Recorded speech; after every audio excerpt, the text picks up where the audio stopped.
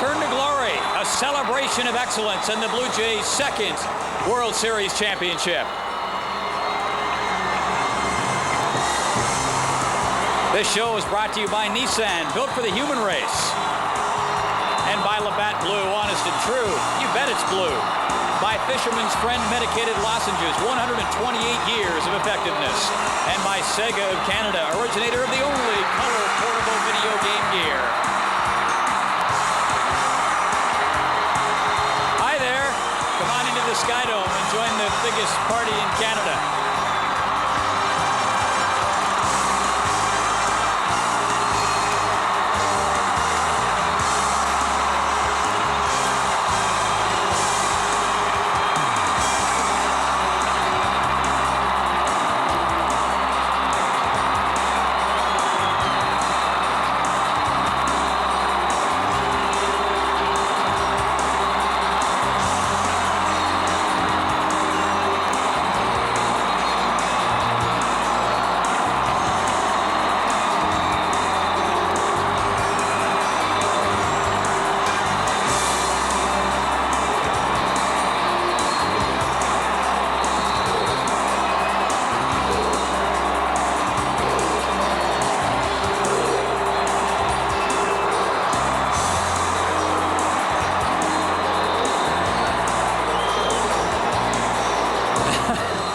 Nothing makes you more tolerant of a neighbor's noisy party than being invited yourself, so we cordially invite you to come on in and join our party for the next few hours. Hello again, everybody. I'm Paul Romanuk, along with Teresa Hergert, and welcome to the Toronto Blue Jays World Series celebration live from the Sky Dome in downtown Toronto. I was watching the game at work last night. You were lucky enough to be here inside the Sky Dome. I mean, what was it like? It must have sounded as though a jet plane was taking off. Incredible is the only word to put it down to. I think we're all going to remember where we were at 11:39 p.m. Eastern Time on October the 23rd of 1993 when Joe Carter launched the home run that won it for the Jays. And, you know, we were sitting in the stands and we heard the swing, we heard the crack. And we thought, is it fair? Everybody was on their feet, and all of a sudden it sailed over. People were jumping up and hugging each other, just strangers. They were all hugging, high-fiving, all of that. And then it seemed like everything turned into slow motion. It seemed we watched the players as they come running out of the dugout, the mob scene around Joe Carter, and then the Philadelphia Phillies' slow walk back to the dugout. Lenny Dykstra, a slow, determined walk, trailing the glove behind him. John Kruk limping back to the dugout for the last time this season. It was an incredibly emotionally charged evening.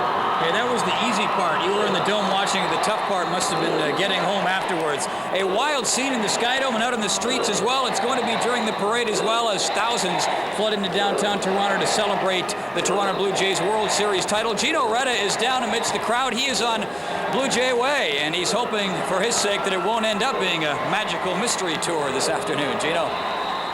Thanks very much, Paul, and things are starting to heat up a little bit down here. The crowd has been lining the streets down here for about an hour and a half or so. The parade directors tell us that it should be at least an hour, maybe as long as 90 minutes before the parade actually makes its way right here. We're standing on Blue Jay Way, named, of course, appropriately after the Toronto Blue Jays. Just a year ago, the Blue Jays made their way down this road to celebrate their first World Series title, and now they're doing it with back-to-back titles in 1992 and 1993. Souvenirs on sale, all kinds of signage out here. The celebrations have begun, and the Jays aren't expected here for another hour and a half. Paul, we'll keep reporting from the street. For right now, it's a beautiful day, a great day for a parade. Let's go back upstairs. Yeah, a great day for a parade that should be getting underway shortly.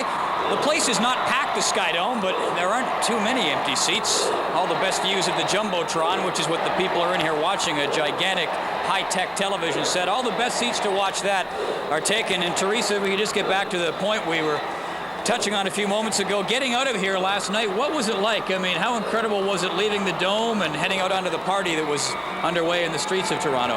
Well, you're right. The easy part was watching the game. It was trying to get back to your car. We took the subway down, so we ended up walking outside the Sky Dome. It was just a mass of humanity. And again, people yelling and screaming and high-fiving, and the bands were playing. It was a real party, festive type mood out there. And then you made your way down to the street, Front Street.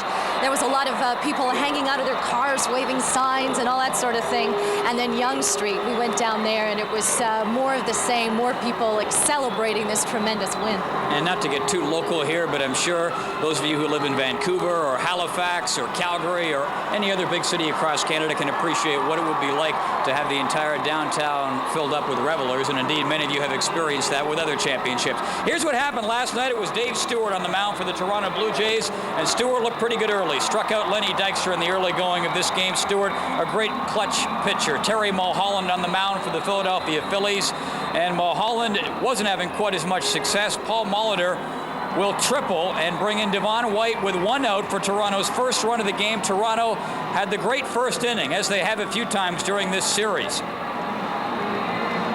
Robbie Alomar wrapping this one through a drawn-in infield, and that will single in John Olerud with 2 outs. Toronto led 3-0 after the first inning, and Jim Fregosi was saying, yeah, I've seen this picture before, and I didn't like the ending. Mariano Duncan going down on strikes there as Stewart appeared to be on his game, had that nasty forkball forking. But he did run into trouble. Darren Dalton with a double here to get some offense started for the Philadelphia Phillies. And then Jim Eisenreich with a single will bring him into count. Dalton comes in with 2 outs, and the Phillies are on the board. 4th inning. It is Robbie Alomar doubling off the wall. He was subsequently scored on a sac fly by Ed Sprague. 4-1 Toronto on top. And then Paul Molitor, a 1-out solo home run in the Toronto 5th. The Jays up by a score of 5-1. So on to the 7th inning, and the Jays thinking of perhaps another championship banner going up there, and the Phillies thinking, oh no you don't. They finally got to Dave Stewart in a wild and woolly 7th inning. Lenny Dykstra starting it off with a none-out 3-run home run. Bye-bye, baby. His 4th home run of a fantastic series for Dykstra. It was 5-4. Danny Cox coming on to pitch. Mariano Duncan down to steal second. And then Dave Hollins will drive him in with a single. Duncan comes in. There is 1 out, and the Phillies are rolling. The game is tied. And then it's Pete Incaviglia's sacrifice fly to score Dave Hollins with 2 out. And the Philadelphia Phillies have turned the tables, and a deathly silence fell over the Dome and the Blue Jays dugout. 8th inning, bases loaded. Pat Borders at bat. He will pop up to end the inning. So the table was set for a feast in the 9th inning. And the first up at the table was Ricky Henderson, and he was walked by Mitch Williams. Paul Molitor subsequently reached base, and then it was Joe Carter stepping in for the biggest moment of his baseball life. Now the 2-2. Well hit down the left field line. Way back and gone!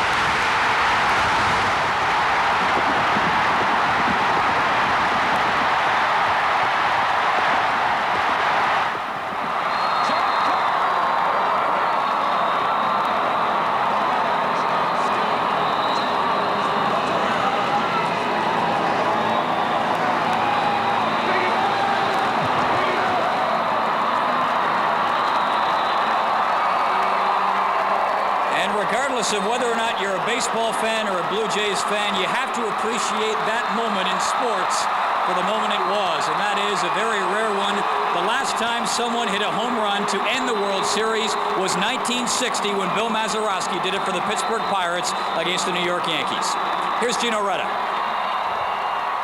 And as we saw last night on Sports Desk when we did our cross-Canada checkup of fans right across the nation, we've also got some good national representation right here. First up, a gentleman, Don. Don, tell us where you're from and what makes you a Blue Jay fan. Well, I come from London, and it's hard not to cheer for the greatest team in baseball. You know, they have a great team. It's a great country, and you just can't beat it 2 years in a row, Gino. Don came in from London, but this gentleman right in front of me here, Gary, came all the way from Winnipeg. And Gary, you got some tickets here from some of the games. I guess you must have spent a fortune to see these games. Not really. I spent $300. It's the best $300 I ever invested. And I'd sure like to thank the Blue Jays for doing such a fantastic job this year. Yeah! Now, what is the Blue Jays support like back in Winnipeg, Gary? Well, it's pretty good. I mean, some people like Montreal Expos for whatever reason. I have no idea. Compared to these guys, this is a class act all the way. Gentlemen, thanks a lot and welcome to the parade. Let's go back upstairs to Paul. And from the park, we will take you from the Blue Jays home park, the Sky Dome, to the home park of Ontario government, Queen's Park, where the parade is getting underway.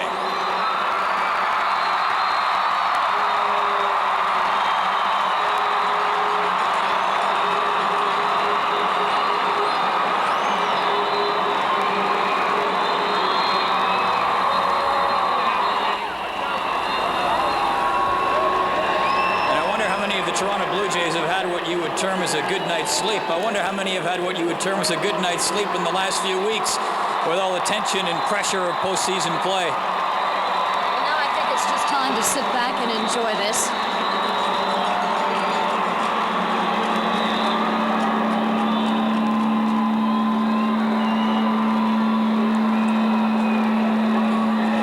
Those of you familiar with downtown Toronto and those of you not, perhaps this will familiarize you somewhat. This is the route that the parade is going to take through the heart of the city, Queen's Park, which is the provincial capital.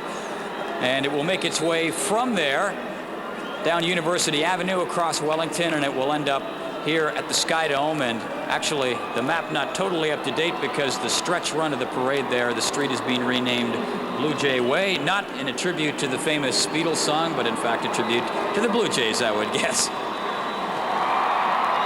And there's a look at part of the parade route there. Take a look at Paul Molitor, the World Series MVP. Paul, what can you say about Mr. Molitor? Well, you can say a lot of things, and not many of them haven't been said already, but I don't think there were too many people connected with the baseball world who know Paul Molitor, who have dealt with him, that didn't have a bit of a lump in their throat last night when a close-up went up on the CBS broadcast showing Paul Molitor with a tear in his eye, and it was tough not to get a bit of a lump in your throat. Here's a man who has played a long career, given an awful lot to the game, had only been to the World Series once during his career, did not win a World Series championship when he was there with the Milwaukee Brewers, but he finally gets it for the Blue Jays, and he did it in amazing fashion. I mean, what a series he had. Just amazing. You know, I wonder how many people were cheering for him in Milwaukee last night. I bet you there was quite a few, and with the lumps in their throat there as well. Paul Molitor, you know, I was thinking throughout the year, gosh, if the Blue Jays are going to win this, I hope they win it just for the sake of Paul Molitor, who so desperately wanted to add a World Series to his many string of career accomplishments. Well, understandably, the biggest celebration of all is taking place in Toronto and was taking place there last night. But celebrations taking place as well all across Canada. There were celebrations literally going on from coast to coast, as best as we could figure, Vancouver and in Dartmouth.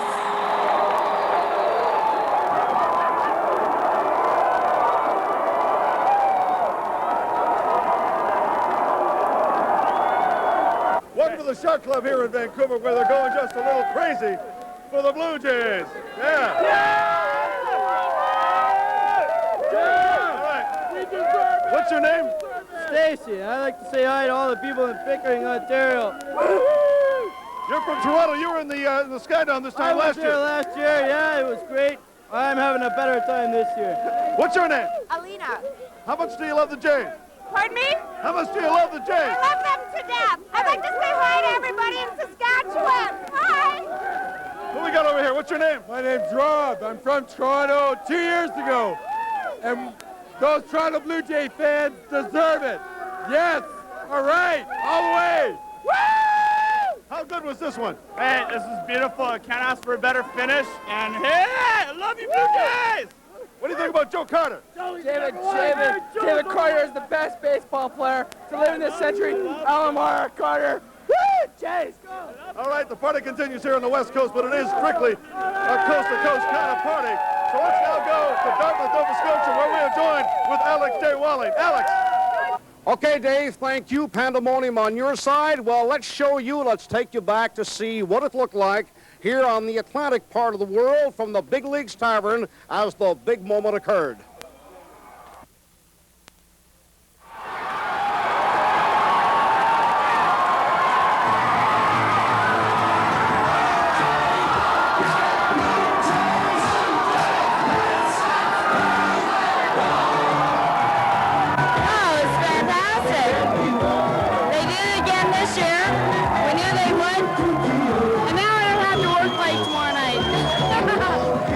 What a hair, eh?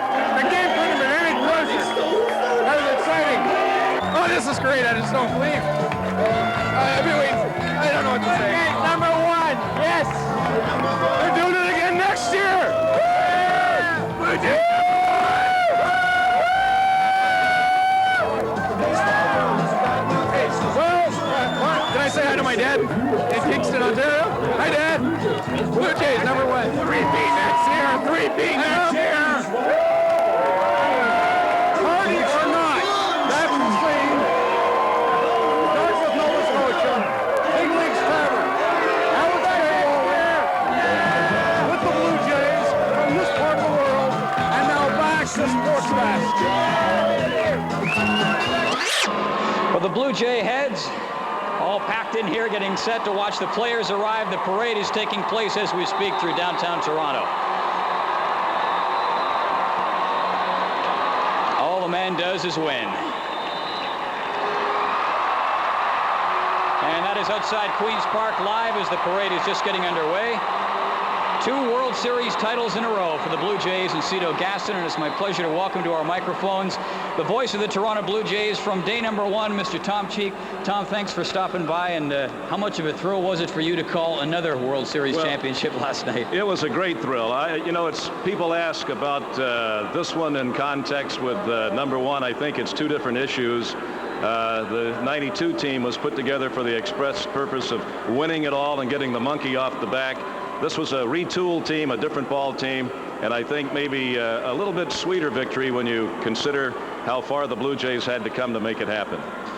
I realize that very good broadcasters have things in mind to say at the end of championship games, but you couldn't have scripted the end of last night's game. It had to be spontaneous, and I'm wondering what popped to mind first for you. Well, unlike television, where you can let the camera show the people what's happening and then wax poetically, in radio, you got to be, first of all, sure that the ball went over the fence. You don't want to have it's gone, no, wait a minute kind of situation.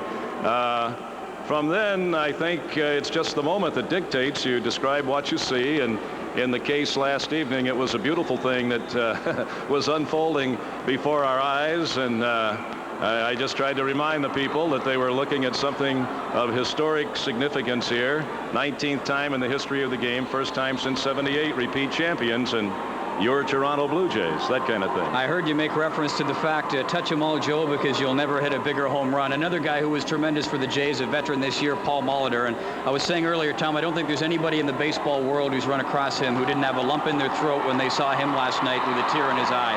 Well, I think that one of the rallying cries on this club was, let's do it for Molly. Because everybody realizes what a great career he's had, that he had one opportunity in the big show back in 1982 and lost to the Cardinals. This was not the finishing touch on his career because he gets better as he gets older, but he won't go on forever. So this was very special for Paul Molitor, and I think that hitting 500 in the series would indicate that he would not be denied. Do you think that last year there was a bit of a rallying cry to win it for Cito, and this year it was, as you pointed out, a little bit more for some of the veteran guys? I think that might be the case. I think last year it was, let's get the monkey off the corporate back. I mean, the Blue Jays as an organization had taken a beating over the near misses, and you have to realize that the Phillies in 111 years have won one World Series. The Blue Jays now in 17 years have won 2. This is 11 years of winning, but some major disappointments along the way. So finally putting this one into the win column in 92, I'm talking about, was a major accomplishment. This year, again, for the players, for Molitor, for some kids who came along and made great contributions, for a Pat Hinkin who had just an unbelievable season that was a gigantic question mark way back in the springtime. I think it was very special for all those reasons. Tom, one final question. I'm wondering if when you came to this country years ago to be the voice of the Toronto Blue Jays, if you were fully aware of the fact that this would be almost a national team, Canada's team, and not just a local team. Well, in those years, it was very difficult to perceive that coming aboard. But quite frankly, after the first season, I got that message that this is something very special. This organization from day one had a game plan. They never allowed themselves to be stampeded out of the game plan. They built a big base and built upon that base with championships in mind. So yes, I've been very, very fortunate that I was tapped on the shoulder and had the opportunity, and never realized in my wildest dreams how fortunate I was back there 17 years ago. Well, congratulations, and thanks for stopping by. My pleasure. Thank you. Tom Cheek, play-by-play voice of the Toronto Blue Jays. An opportunity to do something not a lot of announcers get a chance to do. Call 2 World Series championships back-to-back. Hasn't happened since the Yankees did it in 1977 and 1978. As we get a look at some of the thousands of fans here in the Sky Dome celebrating the Blue Jays win and looking forward to the arrival of the players.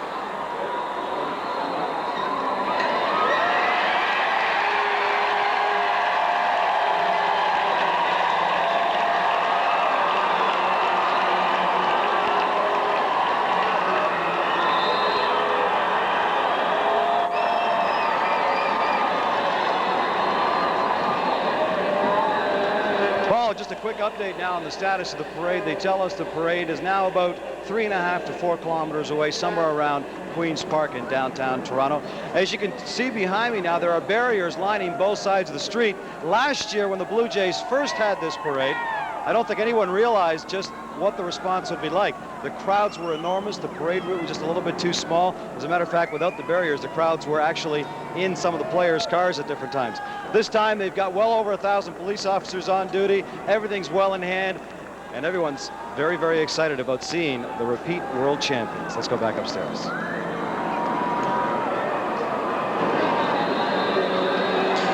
Well, the Toronto Blue Jays were outdone this year in terms of attendance only by the expansion Colorado Rockies. They packed them in again. And the man they were cheering last night was, of course, the hero. Joe Carter hit the game-winning home run for the Toronto Blue Jays, and he was amongst a bunch of Blue Jays we talked to after the big win. I'd say the home run really hit home, around the bases. And then when you touch home plate, you see everybody there waiting for you. The fans are jumping up and down. And you say, wow, we just won back-to-back championships. And it really didn't sink in until I'm on the ground laying down. They finally picked me up and let me get up. And I look up, and it says, you look out, it says world champions. And it's like back-to-back. I mean, that's a great feeling. Hey, Beast. Good work. Hey, man. You said 3 home runs. Yeah, I know. It was a 3-run homer. Oh, I missed that. I will say that it's the best year I've had, and I can't explain why at 37 and with everything I've been through, injuries and coming over here, why that would happen, but the timing was pretty good. That's right. As a boy, you think about the last inning of the World Series. In the ninth inning, hit a home run to win it. Joe Carter did it, and like I said, it couldn't happen to a better guy.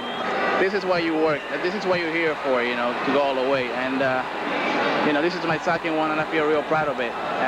This is Paul Molitor first, and I feel real happy about it. Joe hit a big one today. I know he was saying early today, I heard from some of the guys that, hey, get on my back, I'm going to carry you today. But it was a team effort all the way around. Oh, this is a great feeling, Winning the ball club, I think this is a great feeling. But coming over to Toronto and the things I went through, I couldn't ask for anything better. It turned out to be, put the icing on the cake. I'm just happy for my players. And as long as they respect and give me credit and go out and play hard, that's all I care about. What I'm going to think about is the fact that we got here to the World Series. I let my team down tonight. And I'm not going to go home and commit suicide or anything like that. I still have a job to do next year. I'm going to come back next year and try and do the same job I did this year. We came close. I mean, let's put it this way. We got 2 more outs. I think there have been a lot of different things going through people's minds, but it didn't happen. It's over now. Toronto won. They were the better team. But the team lost, and it was one we didn't really want, but we knew it was possible. One team only wins every year, and unfortunately for us, it wasn't us this year. You're shocked, you're disappointed, but you're also, this team is real happy with the way the team did this year. We're proud of all the guys. Everybody did a great job. We need to hold our heads up high for that reason. We got to the World Series, and that's more than a lot of people even dreamed of we would do. And we're proud of the team. We're proud of all the fans. The fans stuck behind us, and it's a tough way to lose. And this team did what they've done all year long. They battled back, and I think that once we're able to, get away from here and reflect on that, that's going to be something a little bit special than just folding up the tents and going home.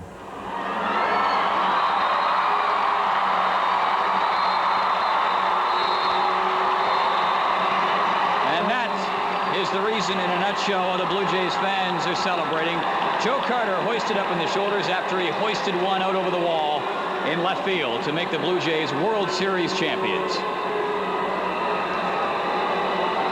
And just in case you were wondering, no, it is not a coincidence. You do hear the fans react to what you see in your screen because they are seeing it on their screen, the giant Jumbotron screen they have here inside the Sky Dome.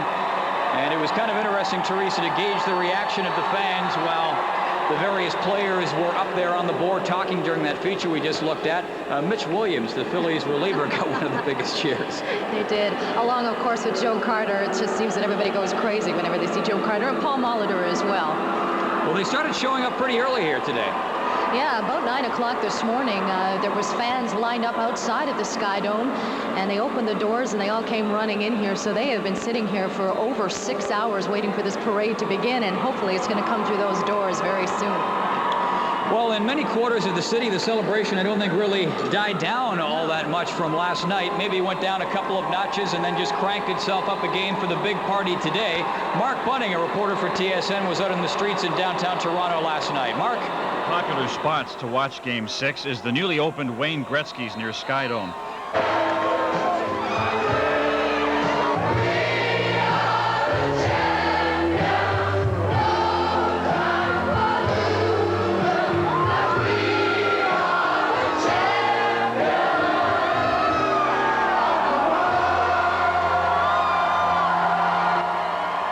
Outside of Sky Dome, fans spill out of the stadium and head for the streets.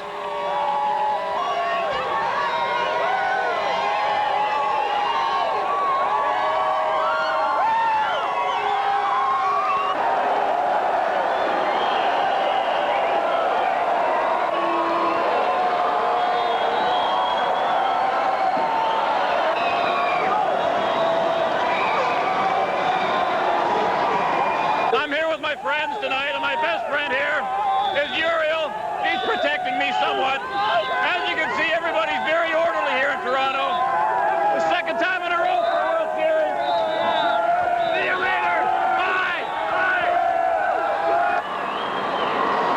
And if you do see Mark Bunning, please call 1-800-WHERE'S Mark. We'd like to know what happened to him. He just got swallowed up by the crowd last night. So it was quite a party out there last night. It sure was. People in their cars all driving down toward Yonge Street so that they can come down and celebrate this great moment. The signs, the noisemakers, the pom-poms, everything was out there last night, and everybody was there having a good time. I sincerely hope that wherever you were or are, the party was or is still going, and you're enjoying yourself. Lots still to come here on TSN as we continue to celebrate the Toronto Blue Jays' second World Series championship.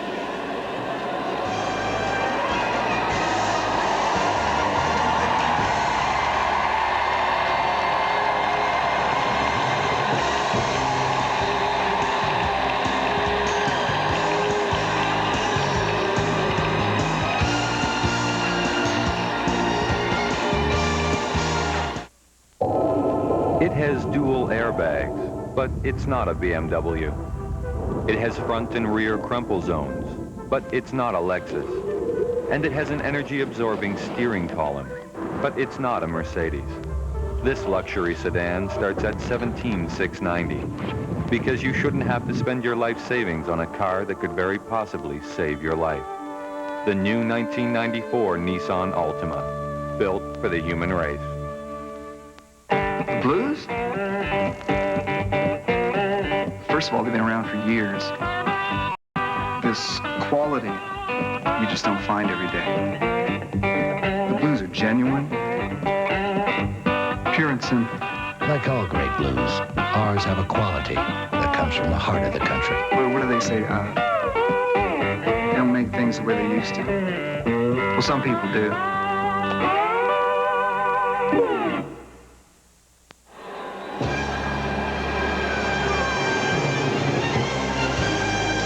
This is Return to Glory, or son of Return to Glory.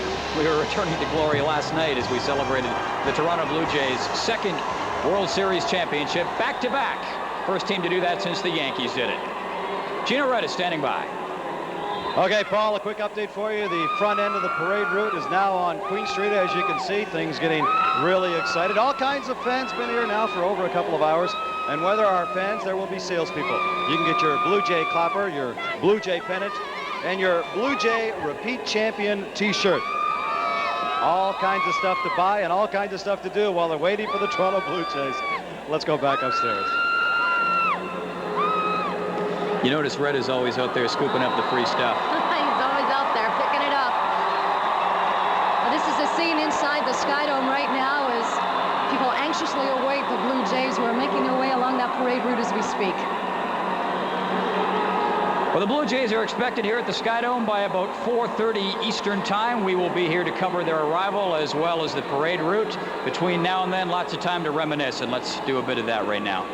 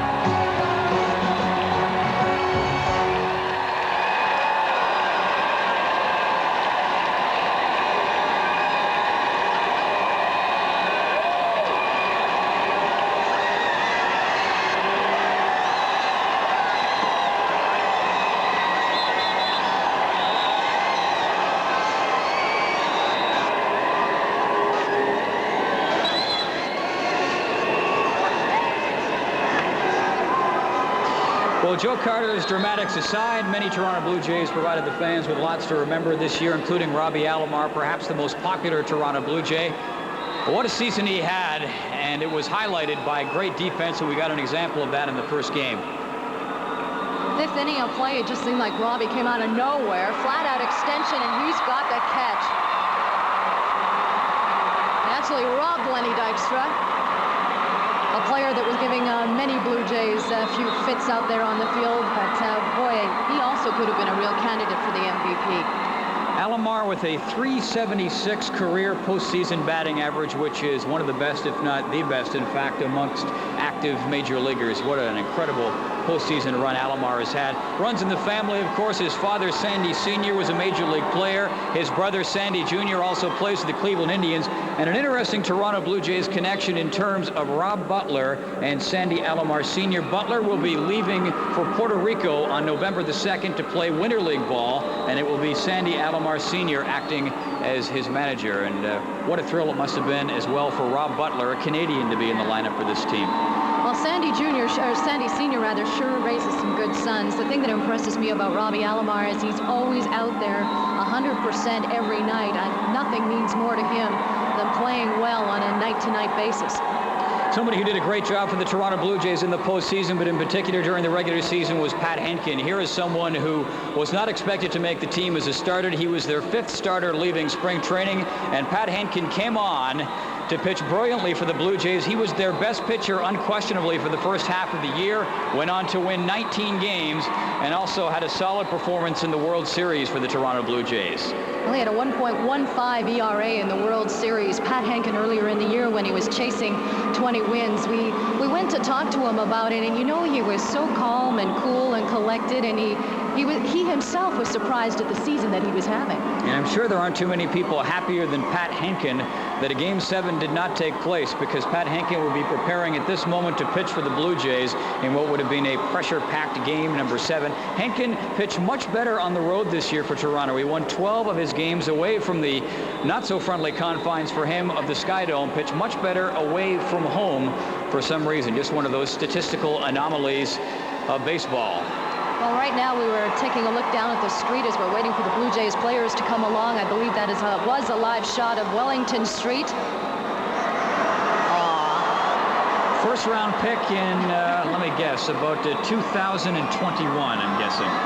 Maybe a little sooner than that. All right, I never passed math. About 40,000 inside the Sky Dome, and thousands more lining the streets along the parade route. Estimates range from 250,000 to 1 million people packing the downtown core of the city last night for the celebration.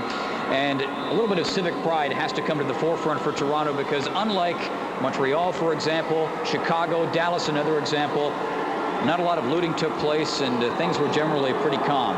It seems that the police really have this well in hand. As Gina was mentioning, last year they just weren't prepared for the amount of people that were out there on the streets, but now we've got lots of barricades and a lot of police keeping everybody in check. But really, you know, everybody seems to be handling themselves really well. As Gina was saying, last year they were often ended up in many of the players' cars, and I don't think that's going to happen this year. Well, Tony Fernandez, member of the World Series championship Blue Jays, of course, he set a World Series record for RBIs by a shortstop. 9 RBIs. The highlight for him was Game 4, when he had 3 singles and racked up 5 RBIs. Tony Fernandez coming over to the Toronto Blue Jays, returning to the organization earlier this year from the New York Mets, where because of injuries and other problems, things were not going well for him. Really did not get much of a chance to show his stuff over there. Came back to the Blue Jays, and in the opinion of many, Teresa, Tony Fernandez, once he got back here, was reborn. Well, his first ever World Series win for Henderson, or Fernandez rather, so it really is something for him and the other players like Paul Molitor to achieve this as well. And for Fernandez, it must certainly take away a little bit of the sting that he would have felt back in 1985 when the Toronto Blue Jays led the Kansas City Royals 3-1 and ended up losing that series in the ALCS. Fernandez says, yeah, when I had a chance to speak to him, that takes away a lot of the sting as he puts on the World Series ring, or will, for the first time with the Toronto Blue Jays. So Fernandez, one of a number of veteran ball players in Toronto to really contribute to the World Series championship. And the veterans really a key to this team. You can talk about Fernandez, but then there's Molitor, Joe Carter, Devon White. You just go right down the list.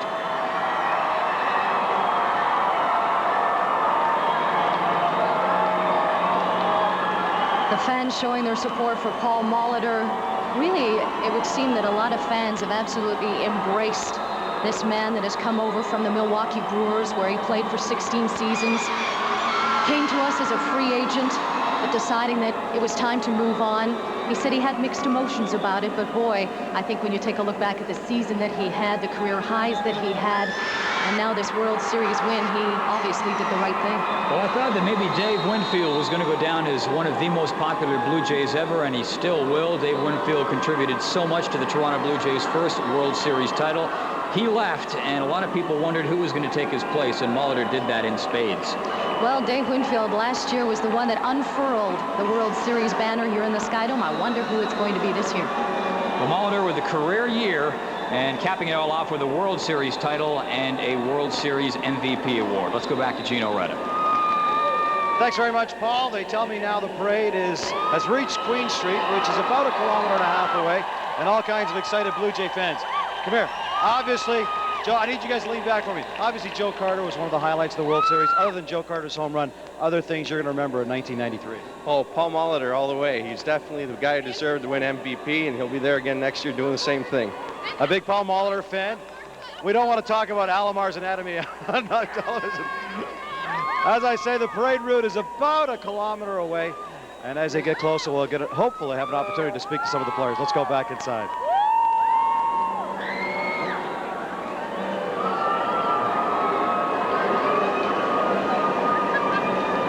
Well, the streetcar is getting out of the way, and hopefully nobody got their toes squashed in and too close to the tracks. Well, I think somebody was celebrating a little late out on Yonge Street, just absolutely had it. Up late with the parents celebrating. Yeah. Lots more celebrating to come as we continue our tribute to the 1993 World Series champions, the Toronto Blue Jays. You're watching Return to Glory live on TSN.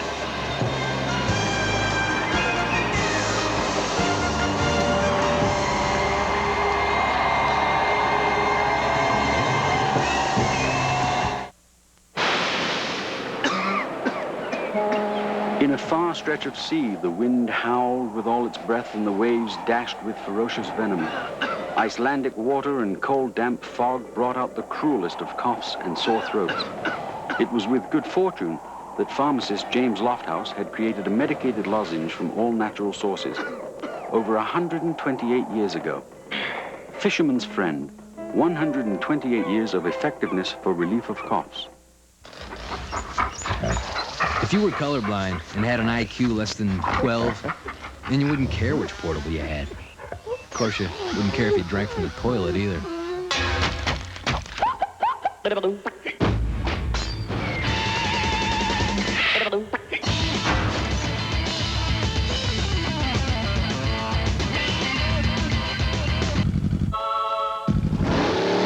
Game Gear. System to game, sold separately.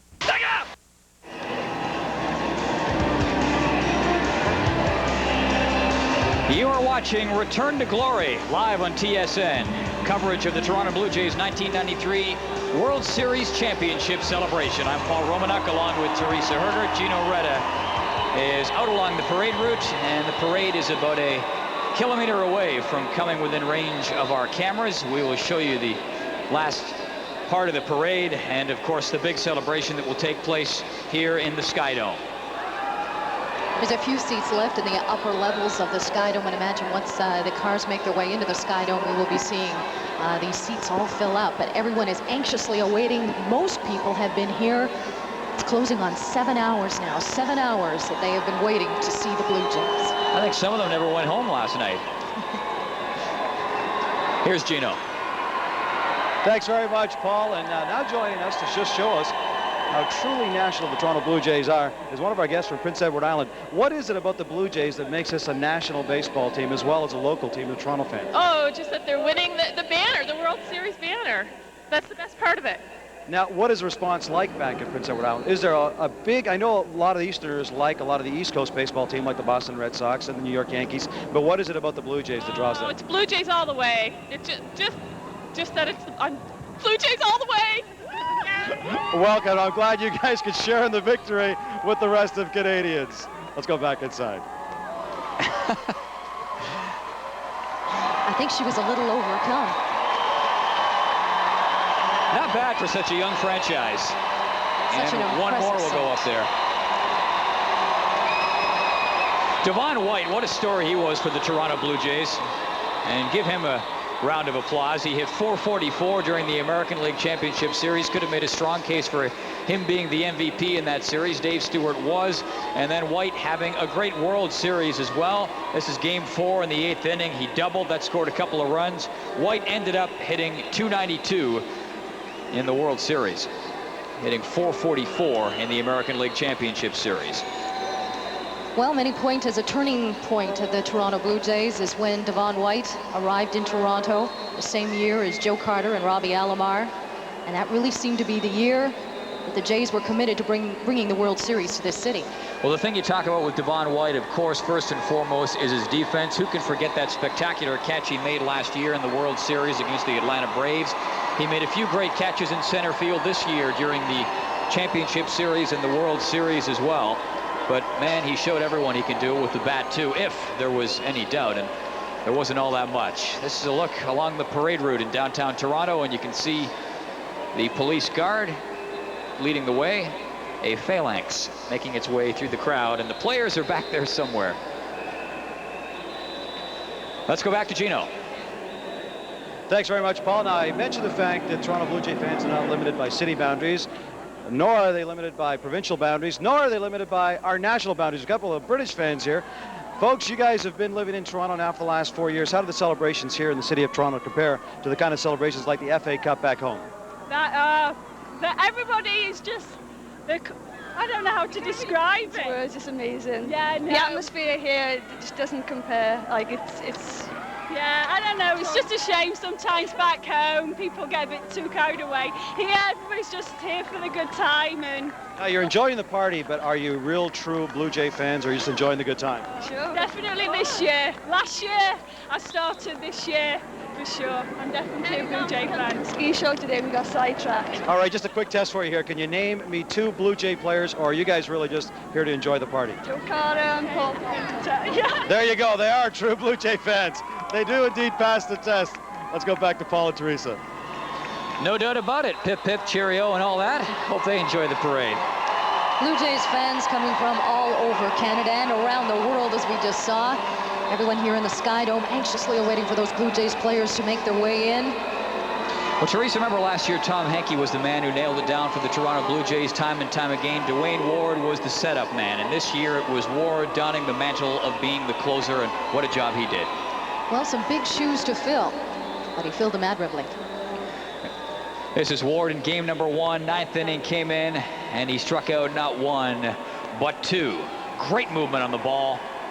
Ward setting a Toronto Blue Jays team record for saves this year. He had a fantastic season and capped it all off with a very good postseason as well. Had a couple of saves in the American League Championship Series, and that was one of the saves he picked up in the World Series, game number 1.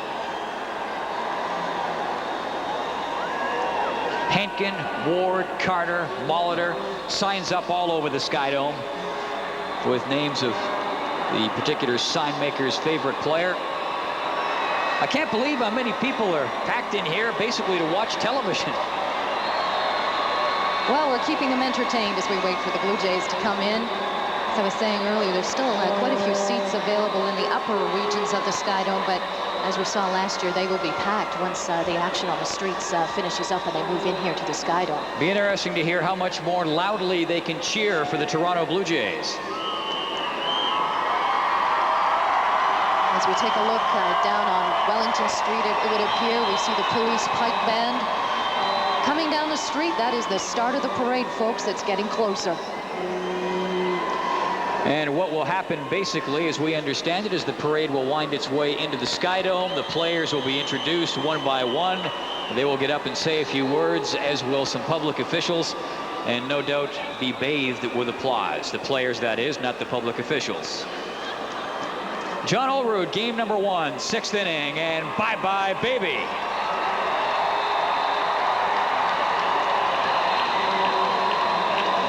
And John Olerud showing his maturity not only as a player this year when he flirted with 400, but also as a professional. And I point to the World Series when he was forced to sit for a game in Philadelphia to get Paul Molitor's bat into the lineup. That's a sign of a true team, and a team that is all working together for one common cause. And you're right, showing an awful lot of class. And he said, well, if that's what's going to happen, then that's fine. I'll sit here on the bench. And wasn't that incredible in that game in Philadelphia? It was game number 3 when Olerud was forced to sit. He was also the odd man out last year when the Jays wanted to get Dave Winfield's bat into the lineup, you may recall, when the series shifted to Atlanta. Molitor stepped in, and there were some questions about his ability to play first base, his defensive ability. He erased any question at all with some excellent offensive ability. He had a triple, he had a home run. Just an amazing series for Paul Molitor. Parade winding its way towards the Sky Dome. The police pipe band out in front behind the police escort. And all those cars behind are holding the Blue Jays players. And if you look really closely, right up near the top of your picture on the left, you can see Gino Reda. Let's get a closer look at him.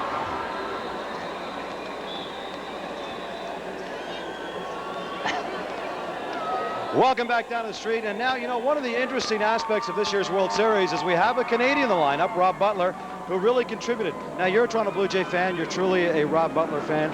How much does it mean for you as a Blue Jay fan to have a Canadian contribute in the World Series? Well, one of the best parts of having Butler as a Canadian and a baseball player, we've been spending years watching the Leafs and watching them lose, and now they're starting to come around, and we got a baseball player named Rob Butler, who's from Butlerville, Newfoundland, and this guy's he's actually done something for us, and bring back the winning attitude to the city, and I think he's going to bring winning attitude back to the Leafs even. Is it a special thing as a Canadian knowing that, look, one of our Canadians has made it and been part of a team that stole America's trophy? Yeah, I think it's great. Just having a Canadian player in an American game and scoring a run and getting a base hit in the World Series is one of the most incredible things I've ever seen. And just look, everyone's having a great time here, and we're going to have a good time and enjoy the whole thing. Thanks very much for joining us. It'll be interesting, Paul, Teresa, to see what kind of response when Rob Butler does indeed come down the street, to see what kind of response he gets from the fans. Certainly Joe Carter's a hero, certainly Paul Molitor, the MVP of the World Series, but it'll be interesting to see the reaction that Rob Butler gets as well. Thanks. Thanks, Gino. We were here at the game. Some of us were here at the game last night, and they showed Rob Butler on the big Jumbotron, and again, the Sky Dome erupted, giving him a huge round of applause, and I think he was just sitting in the dugout at that point. And just to clarify any confusion, Butlerville is not, in fact, named after Rob Butler. I think that fan would have liked it to be. Nor was he named after the city. No. Rob Butler coming from East York, doesn't he? East York, which is pretty much a suburb of Toronto. And the parade winding its way towards the Sky Dome, and there's a look at the parade route, just to familiarize you with how downtown Toronto is set up if you've never been here before. University Avenue from Queen's Park, which is the provincial capital. Big stretch along Wellington Avenue, which is where the parade starts to come into view of our cameras, and then down Peter Street and Blue Jay Way. That is Blue Jay Way, located just outside of the Sky Dome, oddly enough. And the parade will wind its way along Blue Jay Way and inside the Sky Dome, where about 40,000 people have packed their way in to give the World Series champions a big round of applause or two.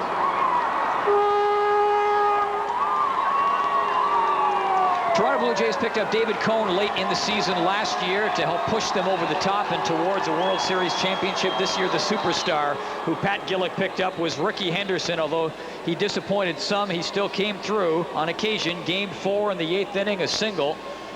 And that drove in a couple of runs to pull the Jays to within one at that point. Well, Ricky Henderson playing hurt. We heard about his hamstring, both hands hurting, and yet he was in here game and game out, doing what he had for the Blue Jays. Had a pretty good season. 21 home runs, 59 runs batted in. And now we are here to honor Ricky Henderson and the rest of the Blue Jays as they make their way down the streets of Toronto toward their ultimate goal, and that is to come into the Sky Dome and get this celebration underway. Henderson says his hands were sore. He still managed to hit .227 in the World Series, although that was not up to previous Ricky-esque standards. Of course, Henderson helped to dismantle the Toronto Blue Jays one year in the playoffs, and I think people were expecting that kind of performance every single game when he came over. It took him a while to shake off a bunch of nagging injuries that plagued him almost as soon as he arrived with the team, and I don't think, in fairness to Ricky Henderson, he ever really got totally in gear with the team, and I also don't think he'll get a chance to, because I doubt that he'll be back next year. In all likelihood, Rob Butler will be the Toronto Blue Jays starting left fielder, although that's very early speculation. There has been quite a bit of speculation, Paul, on who is going to return next year and who won't. Ricky Henderson, it looks like he's going to be on his way out. He's a free agent, and perhaps he'll be looking for another job south of the border. Well, that's early speculation, but judging by the age of some of the people in the crowd as we got a good look at them, I think that's the only speculation they're capable of. It's very early speculation. Let's go back to Gino Retta along the parade route. Interesting enough, as you were speaking about Rob Butler just a few moments ago, now joining me is Constable Chris Haynes, who knows Rob Butler not just as a fan of baseball, but you know him a little bit more personally, don't you? Yeah, a little bit. Well, I guess about 5-6 years ago, I used to coach ball at East York as well as play ball at East York, and helped coach Rob one year in his Bantam year. He was already a phenomenal ball player, didn't have to teach him anything. And actually a couple times he moved up with our team and played alongside myself and a couple other guys.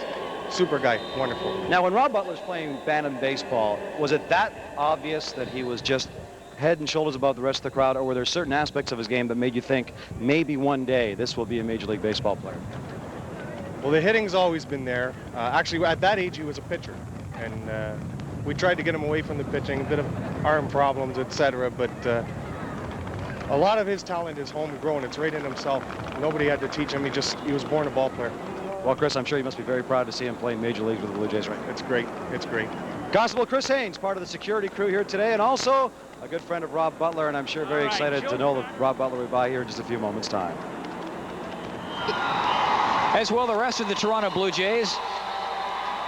As they move closer, there's Tommy Craig in the middle of your screen. He's a Toronto Blue Jays trainer. That is B.J. Birdie front and center. Peter Widrington, the chairman of the Blue Jays, just to the bird's right. Didn't think I'd be describing location in relation to a bird. However, that being said, as we wait for the parade to wind its way to the Sky Dome, time to think back to some of your favorite memories of the Blue Jays playoff run. Let's start with the ALCS.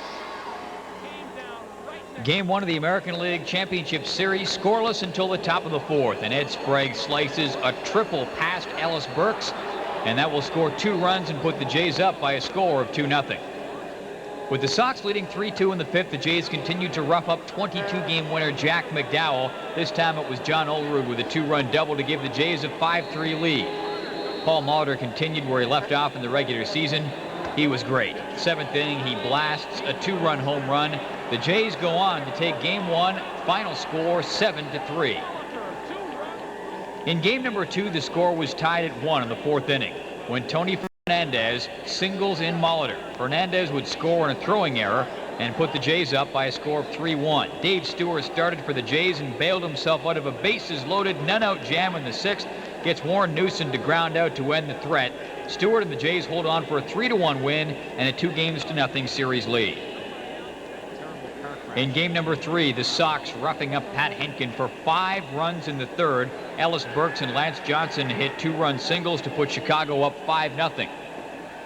Meantime, the Jays were being stifled by lefty Wilson Alvarez. He allowed just 1 run. He went the distance. Chicago went on to a 6-1 victory, cutting the Jays' lead in the series to 2-1. The story of Game 4 can be summed up in 2 words: Lance Johnson. The White Sox center fielder hit his first home run of the season and gave Chicago a 2-0 lead. On to the 6th inning. Johnson at the plate again, and this time he comes through with a 2-run triple to put the Sox up 5-3. Chicago going on to win this game 7-4, and the series was tied at 2 games apiece. The Jays won 2 in Chicago. The White Sox won 2 at the Dome. The Jays had Jack McDowell's number once again in Game 5. First inning, his pickoff attempt way off the mark, allowing Ricky Henderson to score. Toronto goes up 1-0. Toronto starter Juan Guzman had a perfect game into the 5th, but Ellis Burks broke that up with a solo home run. That cut the Toronto lead to 4-1. The Sox closed the lead to 5-3, but Dwayne Ward preserved the win with a strikeout of Bo Jackson. Jackson's 6th K of the series. The Jays were 1 win away from another trip to the World Series. And in game number 6, Toronto jumped out on top. Pat Borders with a single, and that will bring in John Olerud and Paul Molitor to spot the Jays to a 2-0 lead in the 2nd. Dave Stewart on the mound looking to go 8-0 in ALCS play, pitched 7 1/3 strong innings, allowing Chicago only 2 runs. The Jays led 3-2 in the 9th and broke the game wide open with 3 more, including a solo shot by Devon White off of Scott Radinsky, who was on in relief for the White Sox. That left things to Dwayne Ward, and he came through when Tim Raines flew out to right to end the game. Toronto wins 6-3, and the ALCS 4-2. Next up, punch that ticket for the World Series. Game number 1 of the Fall Classic featured some classic defense by Robbie Alomar, including a great diving catch to rob Lenny Dykstra. The Phillies were leading 4-3 in the 5th, but Devon White tied the score with a solo home run off of Curt Schilling, the Philadelphia starter. John Olerud gave the Jays a 5-4 lead in the 6th when he tagged Schilling with a shot over the wall and right. Toronto scoring 3 more runs in the 7th to take an 8-5 lead. The winning pitcher was Al Leiter. He went 2 2/3 scoreless innings as the Jays took Game 1 of the World Series. Final score 8-5. Game 2 saw the Phillies rough up ALCS MVP Dave Stewart for 5 runs in the 3rd. The big blow, a 3-run home run off the bat of Jim Eisenreich. The Phillies also came through with some great defense, including this catch by Lenny Dykstra. Absolutely, positively robs Robbie Alomar of extra bases.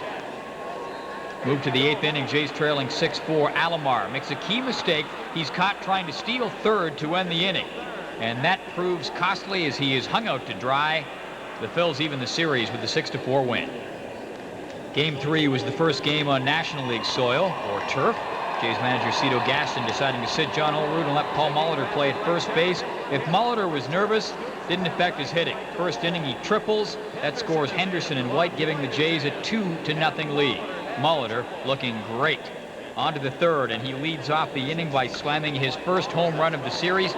A shot to left off of Danny Jackson. That makes the score 4-0 Toronto. Now, the beneficiary of all this offense, Pat Henkin. He rebounded from a shaky start in Game 3 of the ALCS to pitch 6 strong innings, allowing 1 run, striking out 6. Toronto slamming Philadelphia 10-3 to take a 2-1 lead. What can you say about Game 4? If you like record-setting offensive performances, you love this game. Toronto jumped out to a 3-0 lead after half an inning, but Todd Stottlemyre squandered that by walking 4 Phillies in the bottom of the 1st. That tied a World Series record. Lenny Dykstra, an offensive force for the Phillies. He had a pair of 2-run home runs, and he tied a series record with 4 runs scored. An amazing game for him. And Tony Fernandez drove in 5 runs and set a series record for most RBIs by a shortstop with 9. Philadelphia had a 14-9 lead heading into the 8th, and then the doors fall off. Toronto with a 6-run rally, capped off by a 2-run triple by Devon White. From there, the Toronto bullpen took charge. Mike Timlin and Dwayne Ward combining to shut down the Phillies the rest of the way. Toronto wins it 15-14, setting records for most combined runs in a game and longest game. It was 4 hours and 14 minutes. In Game 5, Juan Guzman on the mound in Philadelphia. A Blue Jay defensive error on Lenny Dykstra's steal would move him over to 3rd. Then a single by John Kruk scores Dykstra from 3rd, and the Phillies are up 1-0 in the 1st inning. And while the Philly fans went absolutely nuts, Cito Gaston could only watch and hope. Then in the 2nd inning, Kevin Stocker scores Darren Dalton, giving the Phillies a 2-0 lead. Starting pitcher was Curt Schilling, and he was brilliant. He got some great help from Guzman, who hit into a double play here. Schilling also got some defensive help from catcher Darren Dalton. Alomar is going to try to steal, and watch Dalton. Guns him down, no chance. And Gaston couldn't believe the way things were going. Guzman got himself out of a bases-loaded situation. Mariano Duncan, bases loaded, strikes him out. But Schilling was too strong. He was great. Schilling maybe pitched the game of his life. He picked up a shutout. Devon White in here, and he goes down. And when he wasn't striking them out, some strong defense behind him. Curt Schilling was the story of this game, going all 9 innings, throwing over 150 pitches for a 5-hit shutout, and the Philadelphia Phillies draw another breath and draw the World Series out to game number 6 in Toronto. Brilliant 5-hit shutout for Curt Schilling.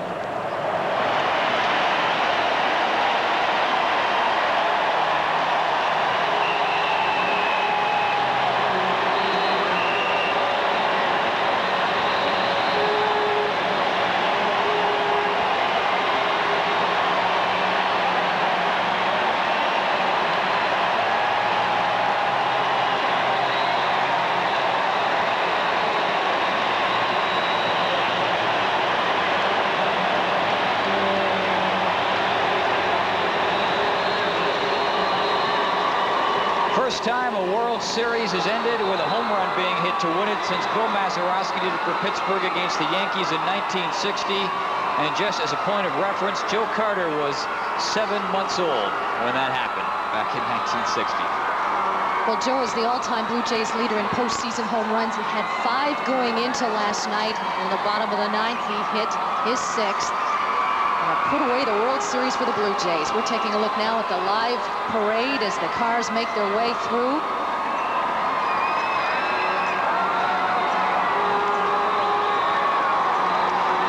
And there is where they are, right where the Blue Jays logo is.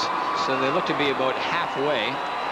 So if you're in the Skydome, you've got a while to wait yet. If you're at home, you've probably got the best seat in the house.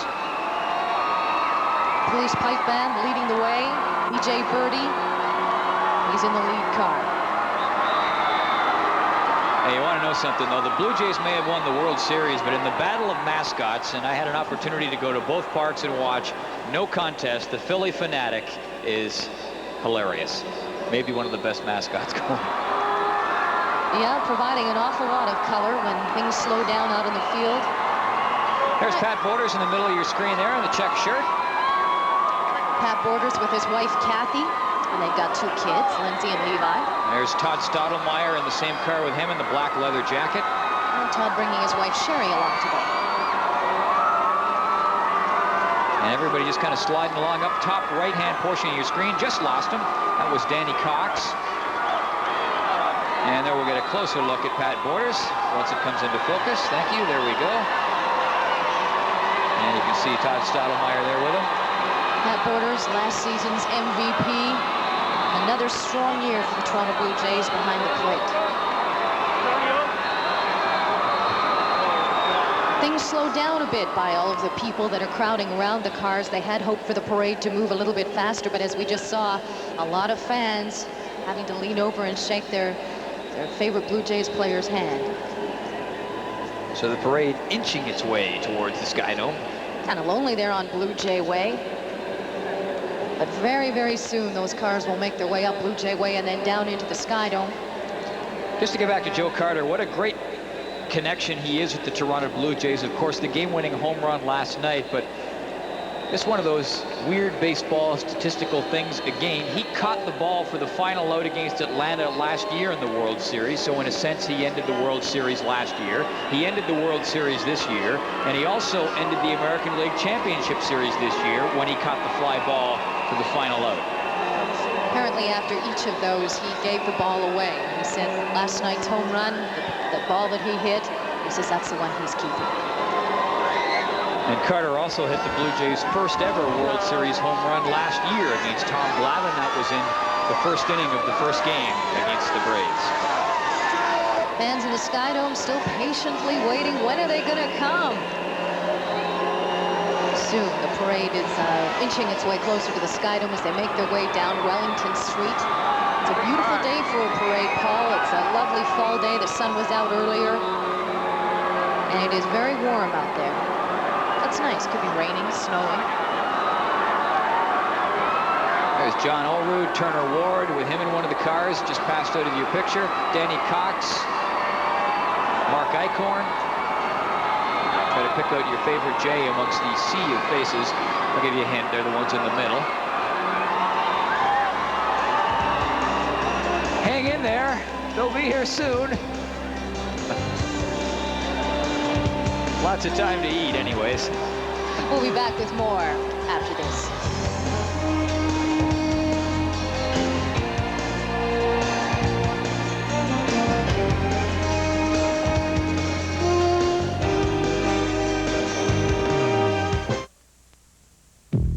This is a Sony Trinitron commercial.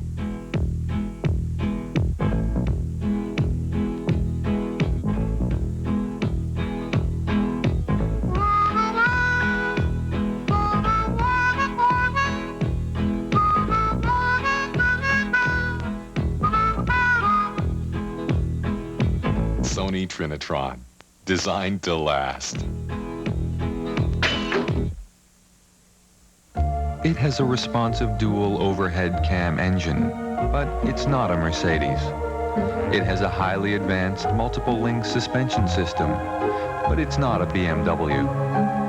It has dual airbags and 24-hour roadside assistance, but it's not a Lexus. It's an entirely different kind of luxury sedan. It's an affordable one. The new 1994 Nissan Altima, built for the human race. Well, up here, the blues are everywhere.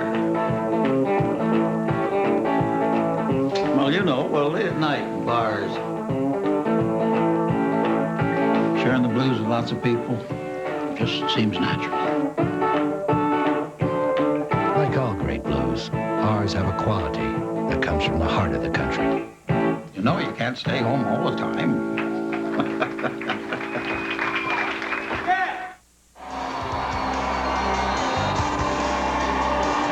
Hey, now, it's a bit of a long wait for the Blue Jays to get to the Skydome, but I tell you, for these guys, it won't be long enough. They're having a great time. And I hope you are, too. Hope you're enjoying what's left of the weekend, wherever you're joining us from across Canada. I'm Paul Romanuk, along with Teresa Hergert and Gino Retta, and we welcome you back to our continuing coverage of the Toronto Blue Jays 1993 World Series Championship celebration. And there's a couple of guys who were teammates in Oakland and teammates again in Toronto to celebrate a World Series. Dave Stewart on the right, Ricky Henderson on the left.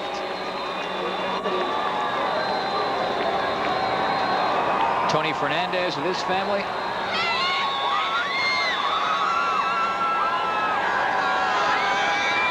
And Alfredo Griffin, the other Blue Jays player in the car. He's in the taupe-colored jacket. Daughter Rosemary along for the ride. And there he is, Joe Carter. And let's hear it for Joe Carter as about 40,000 stand up here in the Dome. Joe Carter riding along with his wife, Diana.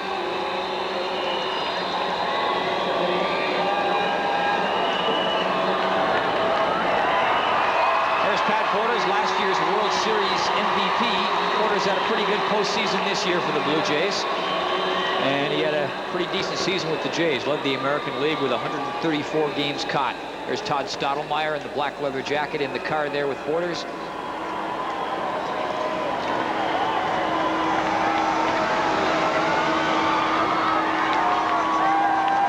This parade slowly making its way along as the fans all gather around the cars. Just a tunnel there for the cars to pass through. They're on Wellington Street now, getting closer to the sky. That's Peter Woodrington there, just going out of your picture in the bottom right. He is the chairman of the Toronto Blue Jays. And there's kind of a neat view, looking right down between all the buildings, and it gives you a pretty good idea for how slowly this parade is inching its way along.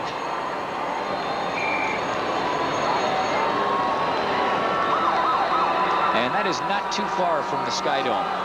They should be making the turn onto Blue Jay Way, which is pretty much right outside of the Skydome. There's Larry Heisel, bottom right-hand portion of your screen, just going out of your picture. Nick Leyva, Blue Jays third base coach. Tremendous story. Tremendous story with Nick Leyva, Paul. Yeah, he came on to take over as third base coach. Just after the All-Star break, Rich Hacker was in a terrible car accident. Skydome giving Vaughn White a big rousing roar of approval. And just to get back to that story about Hacker, he was in a car accident that almost ended his life. It was a terrible accident, and what a warm feeling it was for all of the Blue Jays when Rich Hacker showed up with the team as the postseason was getting underway. I remember he walked out onto the field in Chicago during the ALCS to take batting practice. And what an inspiration that was to all the players. Joe Carter in particular was talking about what an inspiration that was to him. A look at Paul Molitor there was with his wife Linda and his daughter Blair.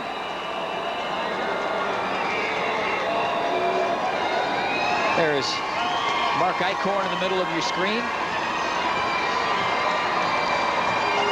Returned to the Toronto Blue Jays and appeared exclusively in relief this year for the team. He was Rookie Pitcher of the Year with Toronto back in 1986.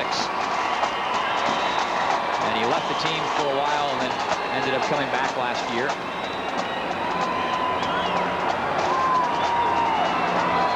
There's Danny Cox.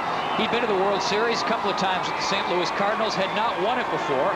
Cox winning the big prize this year with the Blue Jays, third time in the World Series. The Cardinals lost in '85 to Kansas City. They lost in '87 to Minnesota. And what a great view that is of the players rolling towards the dome, right underneath the camera. Robbie Elmar saying hi. There's Danny Cox there. His wife Nancy along today.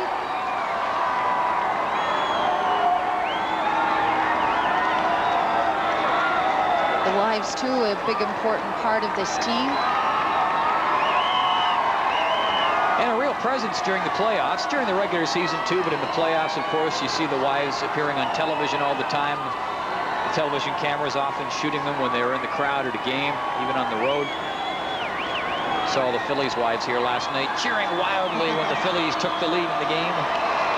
Oh, and Paul, they are getting closer to the Sky Dome. The fans inside the dome are roaring and waving at the Jumbotron as they take a look at the players slowly inching their way toward the Sky Dome. The moment that many of these people have been waiting for just over 7 hours is finally going to happen. Johnny Sullivan right in the middle of your picture. And what a story that man is. He has been in Major League Baseball for most of his life. And this is his final year with the Toronto Blue Jays. He joined the team in 1982. He was the first base coach in '82 and '83. He's 52 years old. And what a way to go out with another World Series ring. There is Betsy Sullivan as she celebrates this moment with her husband as well. And some of you longtime baseball fans will remember Johnny Sullivan as a catcher with Detroit, the Mets, and the Phillies. Never made it to the World Series as a player, but has been there a couple of times as a coach with the Toronto Blue Jays. After being the first base coach, Sully, as the players' column, was the team's bullpen coach.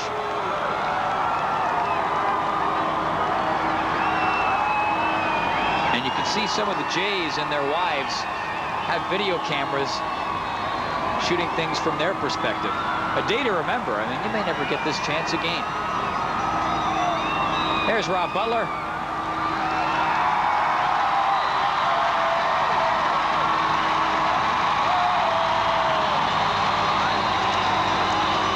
The 6th Canadian-born player ever to wear a Blue Jays uniform. Some of the others, Dave McKay, Rob Ducey, Denny Boucher for a while, Paul Hodgson, Vince Horstman. And there is a Volkswagen without seat covers somewhere, I think. Dwayne Ward looking awfully snappy in that shirt today.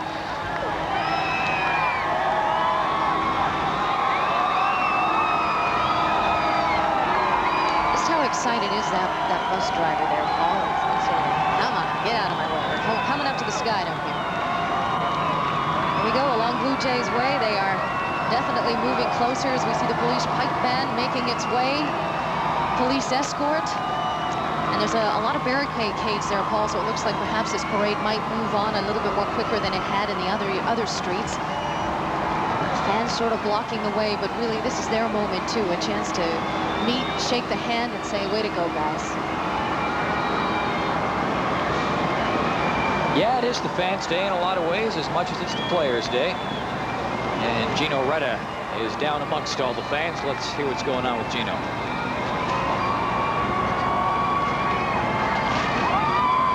Well, Paul, the excitement has really built up to a frenzy now.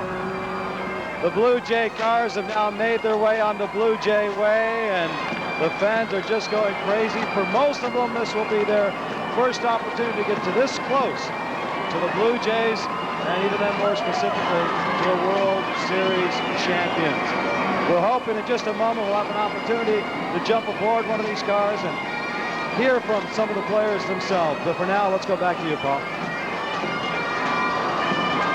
All right, thanks, Gino, and I'm sure we'll hear from the fans once the Jays start to make their way inside the Sky Dome. I remember being here last year, and the place went crazy as the cars started to coast in onto the floor of the dome, and you can hear the cheer of the fans. That is the fans outside as well as the fans inside cheering, because with that picture there that they could see indoors at the dome, they realize just how close the parade is getting. And patience a real virtue if you're in the parade waiting game, because a lot of folks have been here since about 10 o'clock this morning. They'd fallen a little silent here in the Sky Dome for the last half hour or so. We think that they were a little cheered out, but they're starting to warm up now as they see that parade of cars starting to make its way closer to the Sky Dome. Cheering and waving flags and banners and streams of toilet paper coming down from the top. Gives a bit of a festive air, Paul, don't you think? I would say so. Johnny Sullivan will be in to celebrate as well. There's Larry Heisel, Blue Jays batting coach.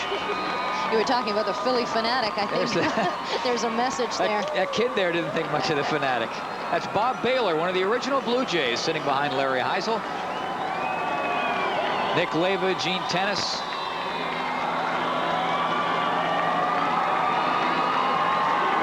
No, I don't know. I didn't see any of the Phillies fans lynching B.J. Birdie. Yeah, I know.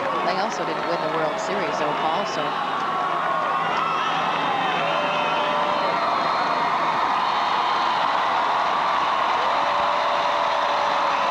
I won't even tell you who that is.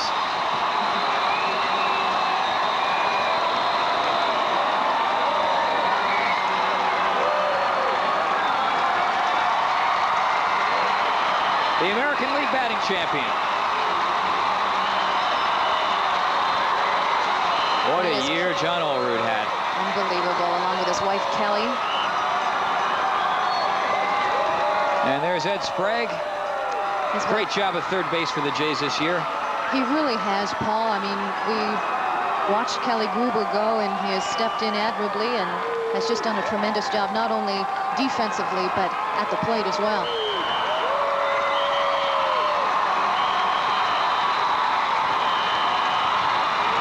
See Butler there at the Canadian flag. That's a nice touch. One can only imagine what this day means to Rob Butler, and that, Paul, is what it is all about.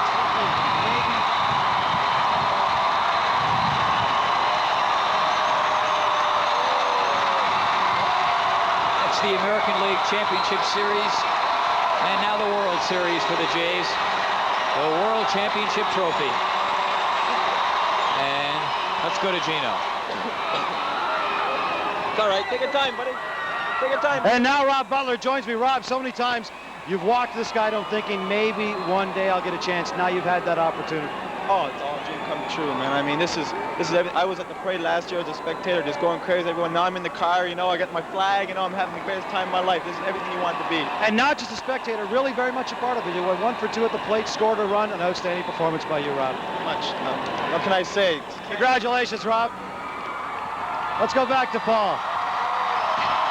Hang on. As the cars make their way right up towards the dome. Should be in a few moments.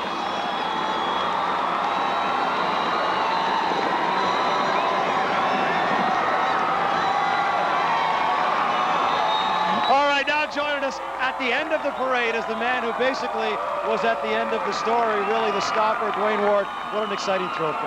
Oh, I'll tell you what, this year was just like a roller coaster all the way through, and playoffs was outstanding in the World Series. It seemed like it was, you know, game 4, we were biting our nails about, you know, 2 o'clock in the morning, but yet the game still wasn't over yet. The guys had a lot to prove. The guys had a lot to say. Now, you had really a lot to prove, Wardo, because last year you were the setup man. Tom Hinkie was the man who come in to shut things down. This year, you were that man the team counted on, and you came through when the team needed you. Well, I got to praise the guys in front of me. I mean, the Mark Eichhorns, the Danny Coxes, Mike Timlins, Woody Williams, Tony Castillo, those guys, I mean, I can't do my job unless they do theirs. And all year long, they did their job, and they got the ball to me in the 9th inning.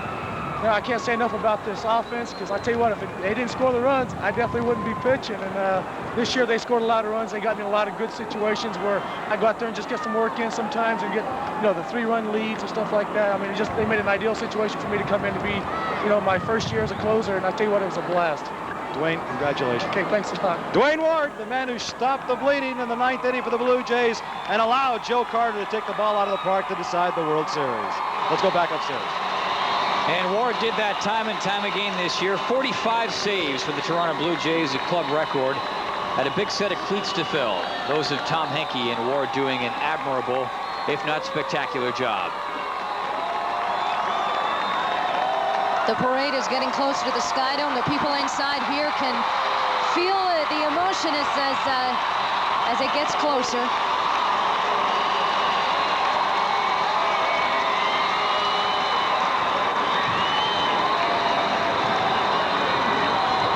The World Championship trophy laid out on the table inside, as well as the World Series MVP trophy, the one with Paul Molitor's name on it.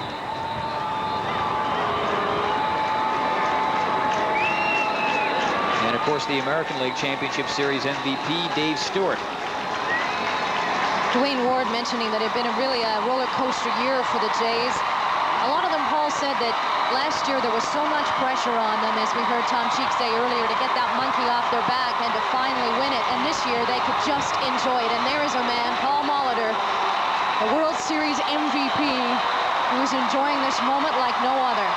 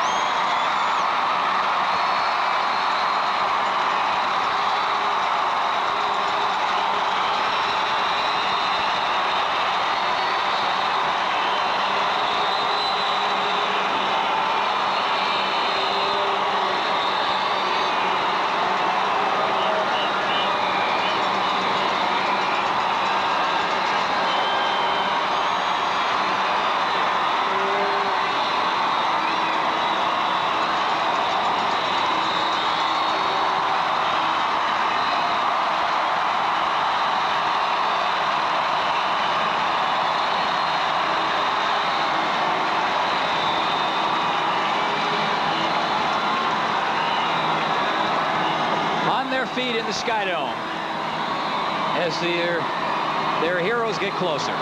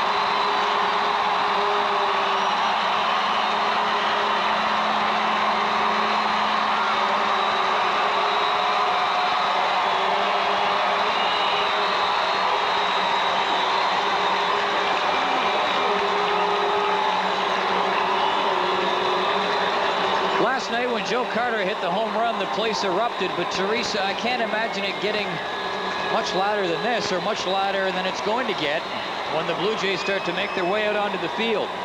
I think, Paul, that we are going to be deafened. These fans have only just begun. This place is, they're going to bring the roof down when these players finally make their way out onto the concrete floor of the Sky Dome.